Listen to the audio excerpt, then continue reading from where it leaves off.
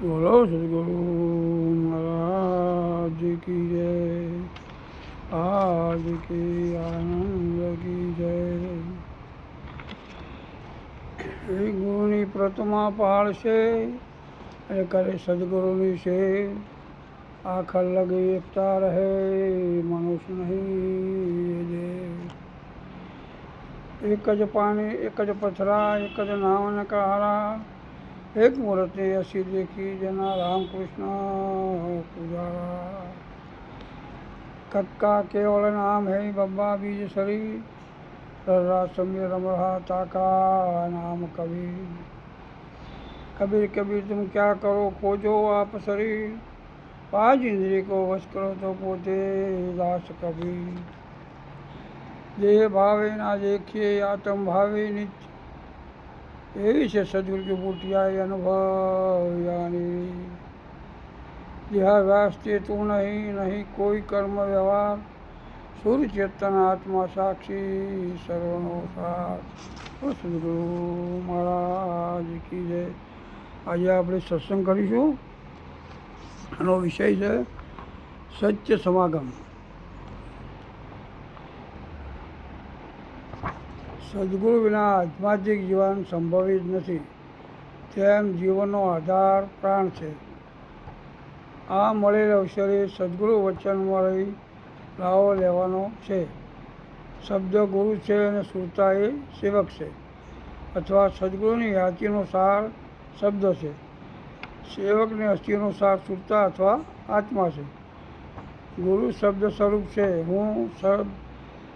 હું શબ્દ, સત્ય, નામ અથવા પરમાત્માના સ્વરૂપમાં અકચ્છ કથામાં મગ્ન રહી સંસારમાં નિર્લેપ રહું છું. સદગુરુ પરમાત્મા સ્વરૂપ છે, જે અમર અને અવિનાશી છે.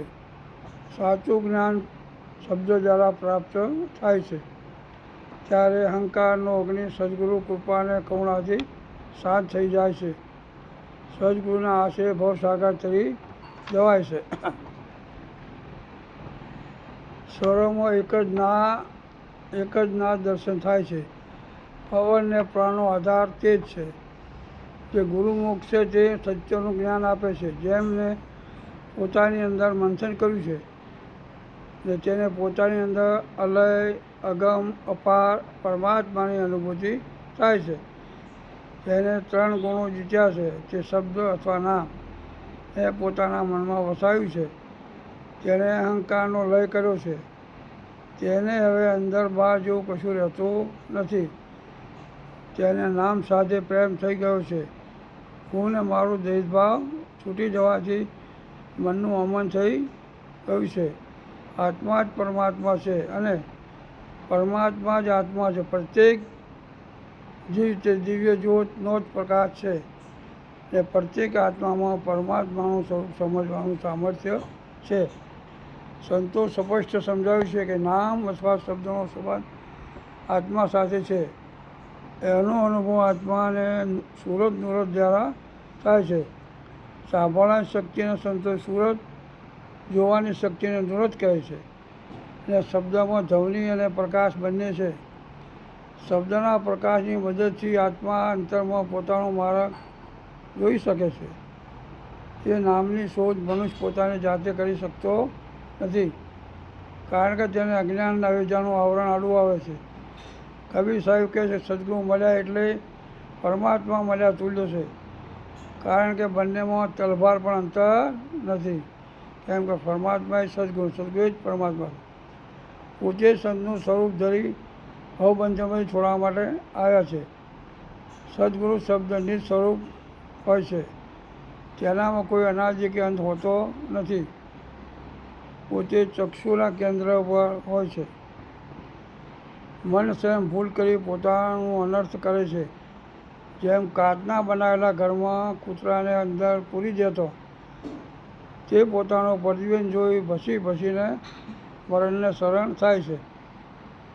તેમજ વાંદરો પણ સોકડા મૂઢાવાળા ઘડામાં ચણા લેવા જતો તે પકડાઈ જાય છે. આવી રીતે મન સ્વયં જ માયાના મોહમાં ફસાઈ જાય છે. કામ, ક્રોધ, લોભ, મોહ અને અહંકાર અંદર જવા માટે તેમને જીતવા આવશ્યક છે. કામ મનને નીચે ખેંચે છે, ક્રોધ ફેલાવે છે, મોહ એને દુનિયામાં જકડી રાખે છે, લોભ તેને સંસારના પદાર્થોની પાછળ ભટકાવી રાખે છે, અહંકાર તેને પરમાત્મા તરફ જતા અટકાવે છે. આ નિરંતર ચાલતા ચક્રવ્યૂહથી છુટકારો મેળવવા કબીર સાહેબ કહે છે, અભ્યાસરૂપી હરણ ઉપર સુરત નુરત બે સાણસીના પાંખિયા વડે પકડી નામરૂપી હથોડા વડે બળપૂર્વક પ્રહાર કરી કર્મની રેખા મિટાવી દેવાનો એક જ ઉપાય છે. નામરૂપી નાવડા અને સ્વયં તેમણે જ બનાવ્યું છે અને સંતોને સોંપી દેવામાં આવ્યું છે. જે મનને દઢ કરી સદગુરુ ચરણે સમર્પણ થઈ બેસી જાય છે તેઓ પાર ઉતરી જાય છે.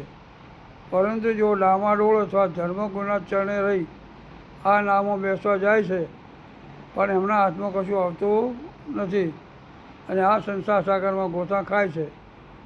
પણ જેને સદગુરુને ઓળખી તેમનું શરણ લઈ લે છે તેઓ નિર્મળ ગતિને પ્રાપ્ત કરી સર્વ સદગુરુ ચરણે સમર્પણ થઈ તેમના વચન મુજબ વાણી વર્તન અને વિચારથી જીવન વ્યતીત કરે છે. તેઓ સ્વયં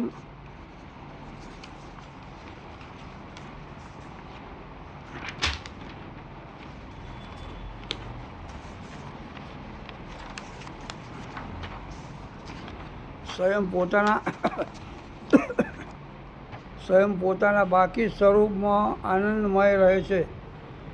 મનને નિર્મળ કરવાનો અહીં માત્ર સંસારના મોહથી મુક્ત કરવાનો છે, પણ સંસારના કામકાજથી મુક્ત કરવાનો નથી.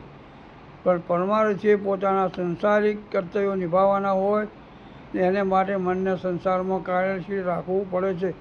પરંતુ આ કામ પોતાના મનને સદગુરુ વચનના ધ્યાનના ખીલે અનાસક્ત રાખીને કરે છે. તેઓ નામો સંસાર નથી, માત્ર નિજ કર્તવ્યને માટે જ તે સાક્ષી રહીને જુએ છે કે તેને કર્મ કરવાની જરૂર નથી. કર્મ પ્રકૃતિના ધર્મ મુજબ થઈ રહ્યા છે તેના સાક્ષીપણે દર્શન કરી આનંદમય રમણ કરી જીવન વ્યતીત કરવાનું છે. જીવન મૂળ તો પરમાત્મા જ છે. તેમણે સર્વ બ્રહ્માંડની રચના કરી છે અને તે કણ કણમાં સમાઈ ગયા છે. સંસારની કોઈ વસ્તુ સ્થિર નથી.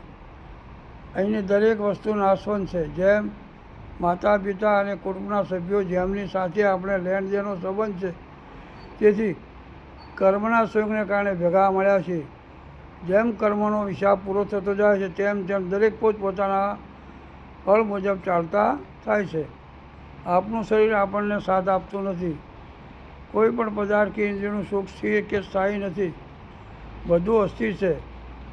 ભલે સાગર મીઠા જળનો ભર્યો હોય, સતત પપૈયા પાણી વગર તડપતી હોય, પરંતુ એ સ્વાદી બૂંદ સિવાય બીજા પાણીને અડકતું નથી. જ્યારે પણ પાણી પીએ છે માત્ર ને માત્ર સ્વાદી બૂંદ જ પીએ છે. તેમજ પાણી અને દૂધ વચ્ચે સાચો પ્રેમ છે.